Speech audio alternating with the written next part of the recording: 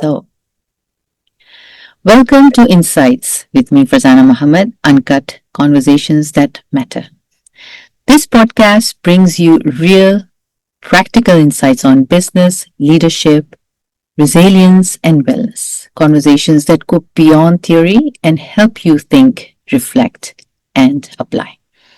Over the last few episodes, we have spoken a lot about resilience, frameworks, pillars, strategies, what organizations should be doing. But honestly, most organizations don't really know if they are resilient yet because they haven't been tested. And when that moment comes, it doesn't look at your plans or policies, it shows you your culture. It shows you how people respond, how leaders think, how decisions are made in real time. And that's where the shift is. Resilience is not something you switch on in a crisis. It's something that is already there or it isn't. So as we close this series, I think the real question is this.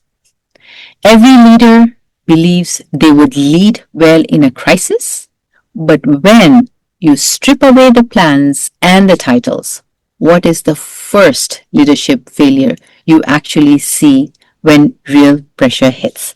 So, before we get into this question, I'm joined again today by Mr. Sarma. Thank you very much once again for being with us. Mr. Sarma has worked extensively in helping organizations navigate complexity and build resilience in the real world environments. So great to have you back today. And this being the last episode, how are you feeling right now? It's great to be here and do whatever we could as in this particular moments and helping people bring clarity, bring that point of view, which could probably make a difference to many. I'm very sure it is already, people are already getting the gist of what you're trying to bring value for them. So, again, the question remains, what is the first leadership failure you actually see when the real pressure hits here? Right. So we've kind of discussed this in the people pillar also, where we mentioned that one of the first things what happens is the panic, leadership paralysis hits in. And then we have the people unsure of what to do, lack of clarity in terms of where to begin, who to ask, who to connect, what to be done, what is the priority, and all that stuff. In today's pillar, since we are talking about leadership and culture, a little more focused on that particular aspects which we haven't covered till now. So I'll go deeper into this aspect and I will explain, like, when we're talking about leadership paralysis, it's not just about the leader unable to he's into paralysis because he's not able to take a decision. It is also because the leader has not been made ready to take decisions with incomplete information. So that's the critical distinction. People can take decisions when the entire information is available. But during crisis, you often have bits and pieces of information. So how do you take decisions? How do you take these decisions confidently without having a backlash probably at a later point of time? These are all things which make the leader get into paralysis. Right. Should I not, or whom should I ask? Let me wait for the manager or the CEO to come and take those decisions. So that's what actually stops the entire decision making process. And as I said, like, in case these are not some things which are pre-agreed upon. So first thing is pre-agreed frameworks, which we've been talking about. So unless and until there is something that you already agreed, who's the person who can take such a decision, who can call out a crisis? Yes. So these decision-making framework has to be very well defined. Second, as we have been speaking, there has to be that rehearsals, that simulations that the people have to do. So important. Rehearsals. Which is very, very important. And that's what brings the confidence in the people. And third, which is more important, which we have not really spoken about, is the culture of the organization, where the leader is allowed to take these imperfect decisions without being questioned in the future. Very important. right? Yeah. Most often, this is what people miss out, that it's not about just taking a decision, it's also the leader overcoming the fear of making the wrong decision and being robotic. Correct. So that is where even McKinsey also in its research says, like, organization resilience trait is highly depending on what they call the challenging leadership.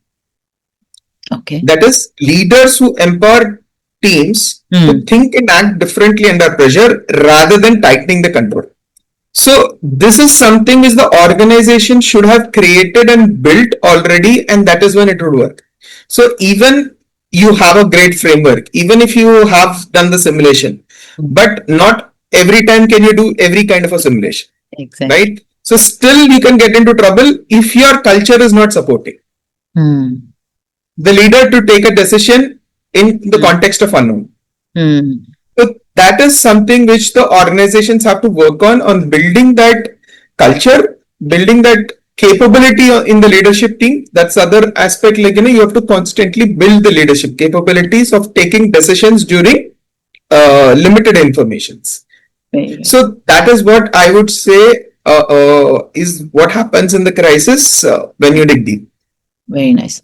So after everything we have covered in this series, what is the most, and I know we have talked about it previously, but again, what is the single most important thing a business leader should do in the next 30 days? I would say after watching these episodes. Right. So, as we have discussed in the previous episodes, the 30 days plan, and we have spoken about, like, what the people have to do. One of the most important thing that a leader has to do is understand what is the kind of culture that has been built. Right. What is the level of empowerment that the organization? So while we have spoken about doing that criticality, getting in the priority, what are the minimum level of operation that you can handle, you should sustain RTO, RPO, all that we have discussed. But now what we will also have to add, which is a crucial element which will make or break the entire process, is the empowerment. As I've already started in the previous question, the leader should have the clarity of authority that yes, I can take a decision and there is no second thoughts to it. He should have that particular context. Yes. Because in these crisis situations, making that decision at the right time plays a very, very vital role in terms of how much the organization gets impacted. Yes. So until unless that confidence is there in the leader, that clarity of authority is there with the leader, he or she will not be acting. They do not act, the resultant is much worse than what it could have been. Second is the, as I was talking, the capability to build. Yes. So it is about creating these capability in the leaders to make those decisions. So does it fit into a 30-day plan and able to build somebody's capability? Obviously not. But at least you should have a plan of action of where is my leader against where I want them to be. That benchmarking has to be there. That focus in terms of how long would it take for me to build the capability in this leader. And is he or she aware that this is the expectation? That he has to bridge this gap. So these are all the things that you have to build up in the next second part of the story. Third, which is very crucial and again takes a long time, is the psychological safety. What I mean by psychological safety here? Psychological safety to act imperfectly. That is, despite me taking a wrong step, despite me making a mistake, it is okay to make a mistake rather than inaction. What is worse is inaction. Correct. So what is okay is an action. If I may, what you're trying to say here is that's one of the most important reason why you should keep on simulating these events, so that you know who is capable and who is able to lead the way. Is True. That's exactly what you're okay.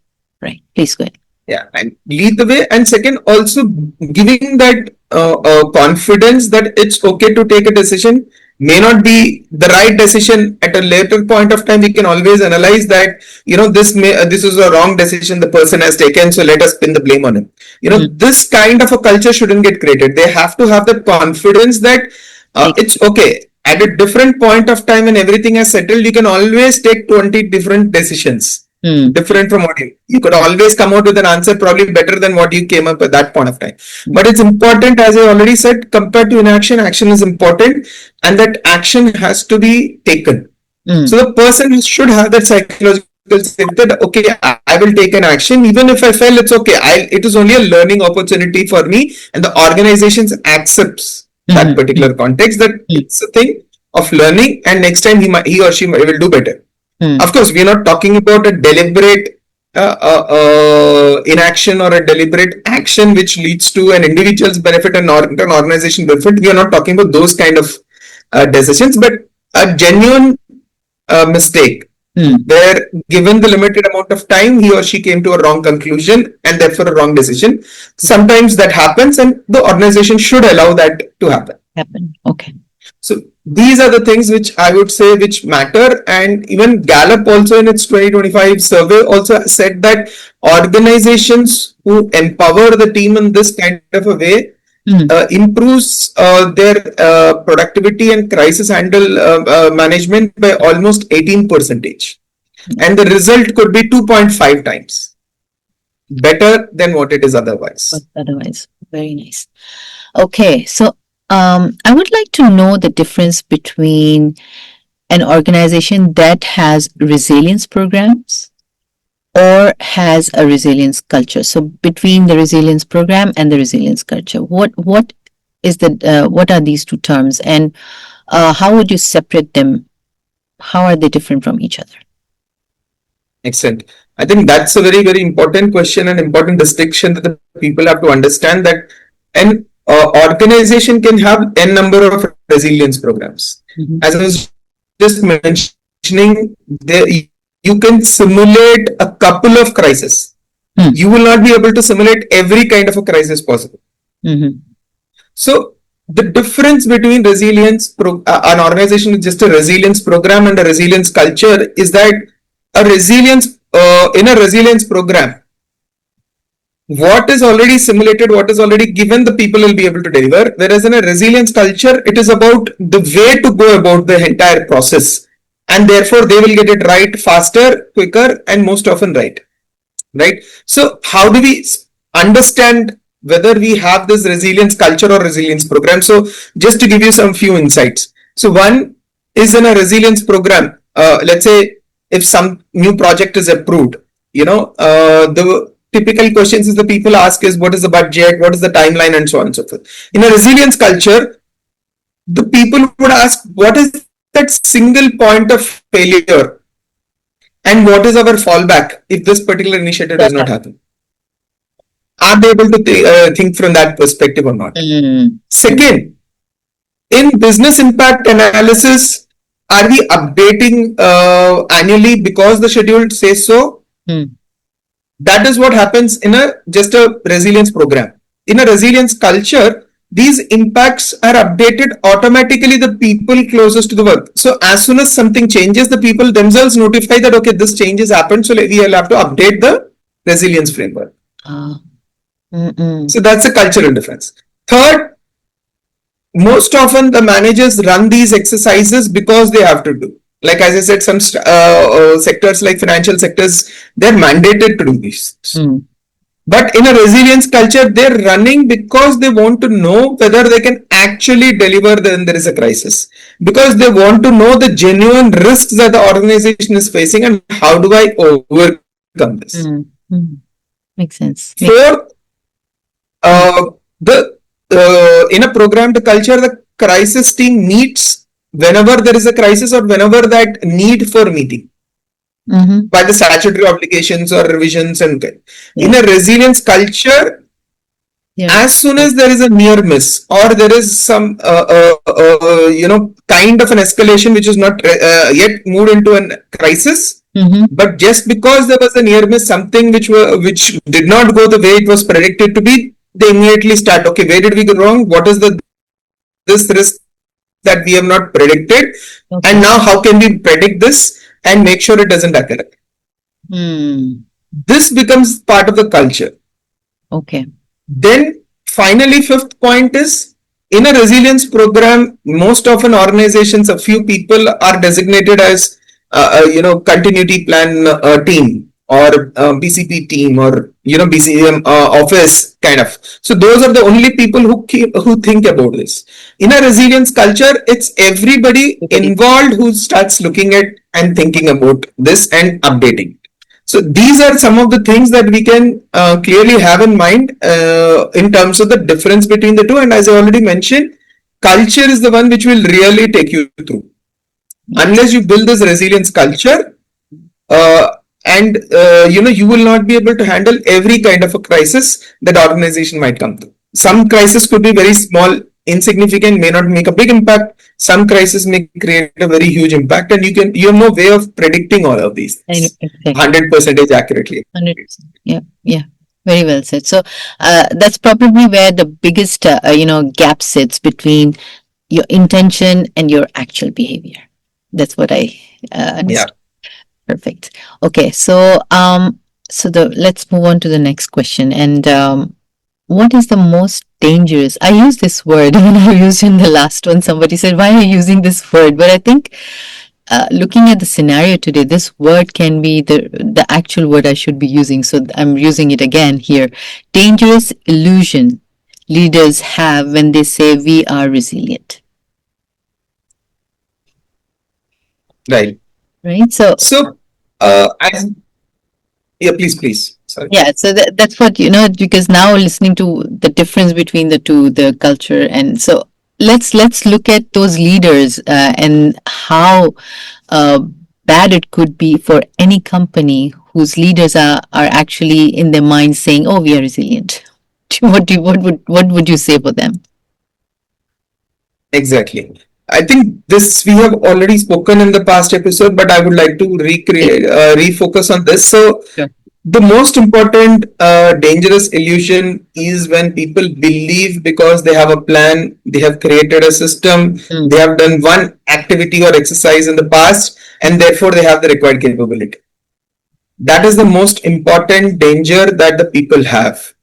Because when you are assuming that these things are there in place and you're confident, you might not be updating yourself. So the first thing what might go wrong is the plan might have drifted. There might have been structural changes. There might have been key people movements within the organization or outside the organizational influences. The market impacts, the customer requirement changes. So there can be a lot of things which you would have impacted, and if you do not factor these requirements, if you do not factor that, let's say for example, a new machine has been brought in, a new software has been brought in, or an upgrade has happened and that has not been factored in during a crisis, it might lead to a major disaster because things are not the way you predicted.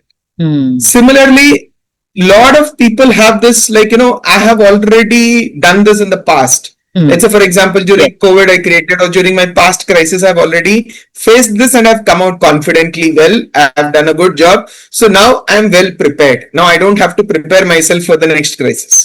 That's another thing which happens in the minds of the people, and that's again a very dangerous practice because not everything is the same. Absolutely. And the entire environment might have shifted in this gap between what you did last and what you did now, from the capability of the people to the roles the people are handling. There are a number of changes which can happen. So this just can collapse when there is a crisis. Then third most important is the metrics.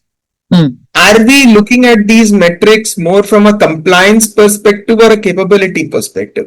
Are we able to look at the metrics more from the context of questioning these metrics, relevance of each of them? Are they updated? For all of that to happen, the capability of the person also should be there. So if the individual does not have the right capability, then obviously he will not have these questions, he will not ask the right questions. If you do not ask the right questions, you might have a problem. Wonderful. So these are some of the things which will lead to the dangerous situation that your plan is in place, but it may not actually work when the crisis happens. Wow. Okay, let's look at your expertise now. So you've seen many organizations that have come through major crises. That's why you're called the doctor here. So and you've seen them coming out stronger than they went in. What did they do in those 12 to 24 months before the crisis that made the difference? Because now, looking at the scenario today, it was nobody knew or nobody had anticipated something like this. In your expertise, what whoever is doing well, what have they done differently so that they are okay even today? Right. So one of the things, most important things, the people who have been successful are that they built options before it is needed. Like even if you remember the financial thing I said, like you need have these credit facilities built in when you are doing good, not when you are having a problem. Yes. So things like that is very, very important. So first and the foremost is that discipline in terms of ensuring that it is not just an exercise, it is about ensuring that you have this discipline to keep checking, confirming before it is done, Right. before you get into a crisis. Second, whether you have invested in the decision making speed and the quality. As I've said, like building in the people capability. Are they capable to take decisions with incomplete information? How often they're going right? These are very, very important capability building things. And most often in crisis, your first 1 hour becomes very, very important. So how fast can you take the right decision with the limited amount of time? So these are the things that you have to build in, and they would have invested heavily in this. Third, the financial architecture which I was talking about, like building that credit facilities when your income was there, when you were strong. So building these cash reserves, building these cash flow models during possible downtime. How many days can I have? At least a 90 days cash reserve. Can I have operate without income for 6 months? Working on these things. Fourth, investing in their managers, building their empowerment skills, building their communications, building the managing their workload triage. Which we spoke about. Sometimes they become overloaded during the changes. Working on all these things. And then fifth and often ignored or rather not focused upon is normalizing learning. That is basically when something goes wrong, some wrong decision has been taken, it has to be taken as something like, okay, this is a learning. Now, what did I learn from this and how do I ensure it doesn't repeat again? Not only in my case, but in the entire organization. So that is the way, not the blame game, but normalizing learning is become part of the culture, and that's when the people start taking the right decisions. So these are the things which successful organizations do before they really get into a crisis. Right. So that's a very powerful way to look at it. Building before the storm, not during it. Thank you very much for that. Yeah. Okay, so if say I am walking into a company and that company doesn't have any reports or there are no presentation, nothing, what are the signs which would still tell me that company has a real resilience culture? Right. If I need to. So one, I think this is something which people have to build on this. It's very, very important for senior leadership team in the organization to understand this more and above and beyond the documentation, beyond what the auditor has said. Okay. Right. So this is a very, very important question. So one thing which I would first of all look at is how people talk about risk and problems. As I said, the culture, people do not hide the problems. They do not try to protect or defend themselves. They are able to, in a meeting, say, this is what went wrong and this is what happened when he or she did. And everyone, including the individual involved, is talking about what is the learning from it. That's one thing which people have to ensure that that's a cultural. Second, Do frontline staff know their own role in the entire continuity process? The Mm. person who's at the end, who's facing the customer, who's facing the machine, do they know what they have to do? What is their role in the entire process? Third, the manager's quality and rhythm. Do they regularly communicate? Do they have those one to ones? Do they ensure that they are able to handle ambiguity, are able to escalate, or are they, are they escalating or they're trying to solve? These are the managerial capabilities that you have to look at. People who are focused on solving an issue rather than escalating an issue, that's a good culture that you have built. That means they're confident to take decisions Exactly. They have been. and make those mistakes, That's right? yeah. Yes. Then fourth is evidence of whether the simulations you have been trying to test and check whether there are some changes compared to the past. Are you able to identify what is different from the previous to now? If you are able to pinpoint those changes accurately, that means you are doing a real exercise. Fifth is consistency of risk awareness across functions. So, what is the biggest operating risk that you have? What is the biggest financial risk that you have? What is the biggest people risk you have? Do you have those critical risk factors? Do you have that priority orders? Do you have that plan of action on what should you focus on first? Mm. So these are all the things that people should be aware cross functionally. It is not just about within the function, it is about a cross functional culture that the people should be aware, because in a crisis you never know who's going to work with whom, who's there in the organization, who's not there in the organization. So it's important that everybody involved is aware of those critical factors so that the decision making is instantaneous and quick. Very, very. Sixth is the physical evidence of operational preparedness. Can you tell me where is that emergency contact? Can you tell me where is that plan of action which will tell you what is the next thing to do in this kind of a context? Who are the alternate decision makers? Is that clearly visible and decision making is involved or not? And finally, is the CEO or the senior business leader or the founder talking about this resilience along with revenue during their regular meetings, during those, not during the crisis, but during the good times? Are they also talking about what are the risks? Are we ensuring that these risks are in control? Do we have a fallback plan?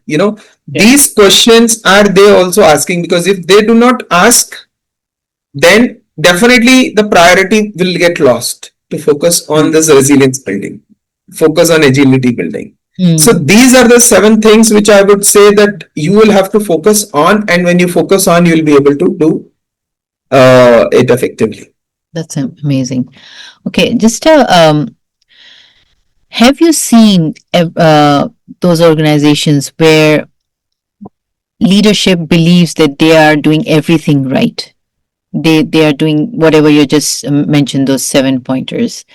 Yet, have you ever seen any of those organizations they fail in where the resilience initiatives they don't they are not able to process it, or they're not able the organizations they fail to have those resilience initiatives?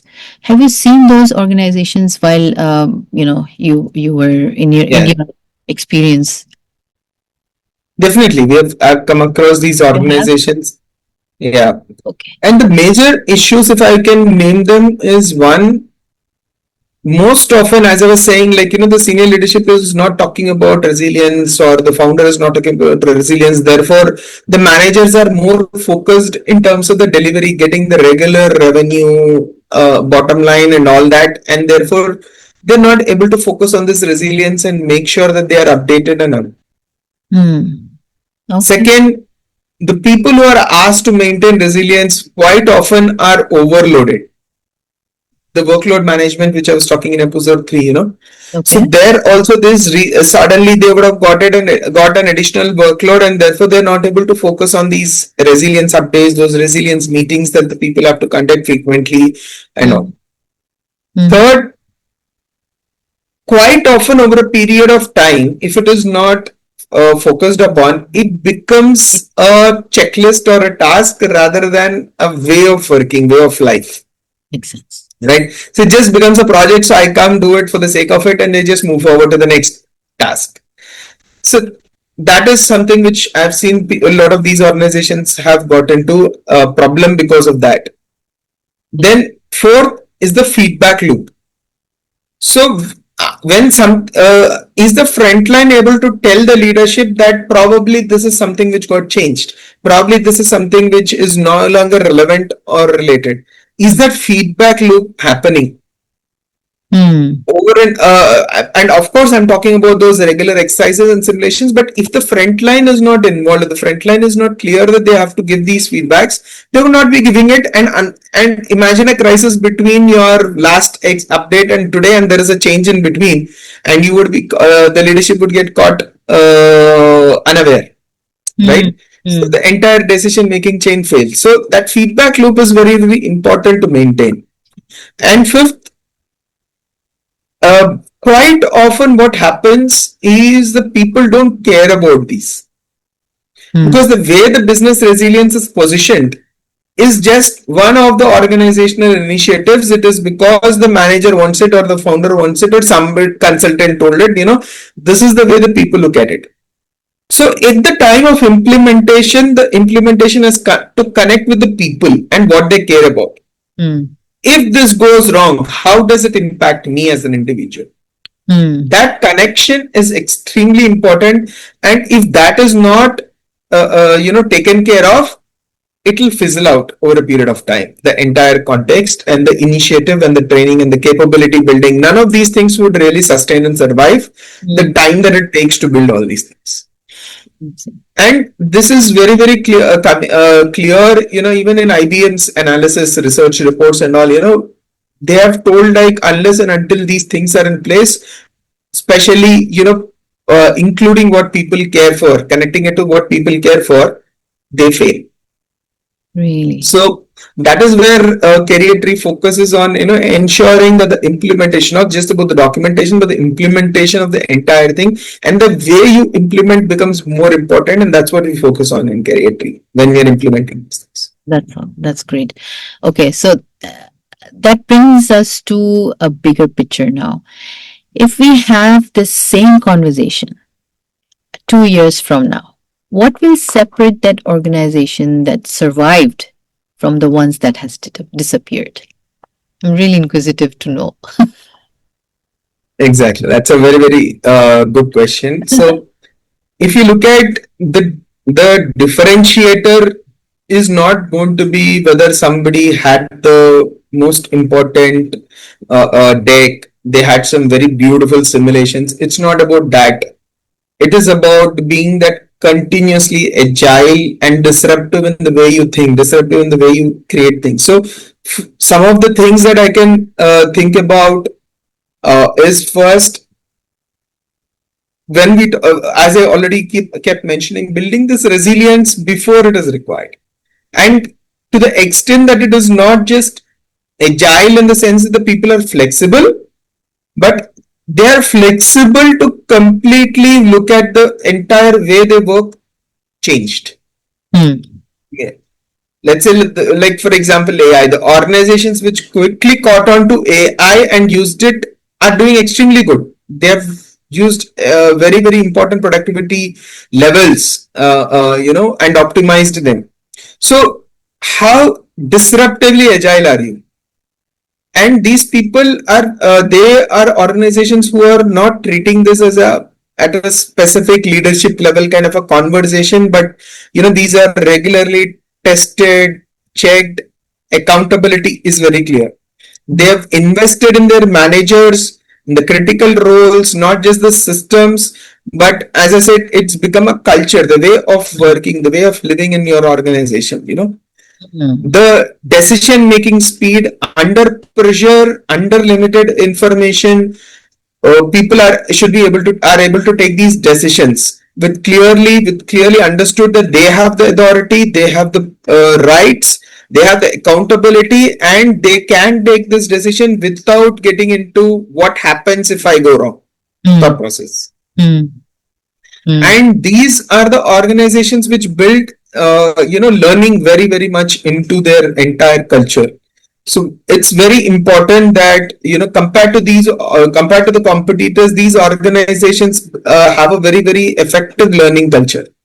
mm, So any and everything is a reason for them to build. So like for example, Toyota, one of the major reasons how it shook the entire US automotive sector is because of this learning culture. If something gets disrupted in their factory, one mistake, the entire line stops, entire factory stops unless they understand what is the root cause and unless they are sure that it will not get repeated, the entire line will stop because they don't want to give a wrong product to the mm, customer. So mm. this, but you need to also deliver the business bottom line. Yes. So the speed at which the organization comes together, works together to make sure that it is resolved and make sure that it is not repeated. These are the factors which made them disruptive in the entire automotive sector and, almost wiped out many American automotive companies at a given point of time. So these are the ways that organization has to learn. Like Google also, how did it disrupt Microsoft and all? The Yes. way it kept learning, the time they gave for its team members to look at something new, something different, whether Mm, it is Gmail, whether it is anything else, these have come out from those learning and building something new. So that culture is what is extremely important. I say that world, as I started in the first episode, the beginning, like, is this disruption going to be limited? No, no. disruption is going to be the future. It is what is going to always remain. Mm, And unless we build an organization of this kind of a culture, this kind of leadership capabilities, and this kind of focus on the practices, mm, it is not going to help the organizations to grow. And I think when McKinsey in 2025 conducted a resilience pulse check with mm, the World Economic Forum, that they found that the leaders learning firsthand the ability to navigate and adopt continuously is extremely crucial for shaping these resilience strategies. And these organizations who have invested in these are the ones which have grown 2.5 times more than other organizations. mm. Wow. So these are the facts, and it's not something that we are just thinking that this is a great thing to have or there's the next fad or anything. Mm, So uh, the context in the next 2 years, therefore, will no longer be who had the best plan, mm, but did we build the muscle? Did we build this agility and learning culture into our organization that we can handle any storm before it comes? mm. So No, I think that is what is going to be the thing. yes, so much. It makes so much sense. And I think this brings to the closing of this episode. I really want to say thank you so much for all the insights, all the wisdom you have shared with our audiences. I'm sure they will go through all of these. And for the audiences, it's the sixth episode we are doing, so it's a series of six episodes. Please go back and check it out. Um, in At the start of this conversation, I asked this question to Mr. Sarma: what would fail first? And if you have been reflecting through this episode, you probably already know the answer because it's not hidden. It's how your teams communicate today, how decisions are made today, what gets prioritized, and what gets ignored. Resilience doesn't suddenly appears in a crisis. It's already there. It's in your culture, right? So as we step away from this episode, don't ask, are we ready? Ask, are we practicing what we think we believe? Because when the moment comes, and it always does, you won't rise to the level of your strategy. You will fall to the level of your practice. This is Insight with me, Farzana Muhammad, uncut conversations that matter. Because resilience is not built in a moment, it's built in what we practice every single day. If something in this conversation resonated with you all, do share it and do subscribe to my channel. And I'd love to hear your thoughts in the comments. Thank you once again, Mrs. Sharma. I'm going to miss you because we really had. Definitely. It was such insightful. It was a topic which I think which was meant to be, and the value and the knowledge you have brought in, and all six of them, I am hoping and I'm sure the people will benefit out of that. And for the rest of us, let's keep the conversation going. Take care, and I'll see you in the next episode. Bye. Thank you. Thank you, Steve. Thank you.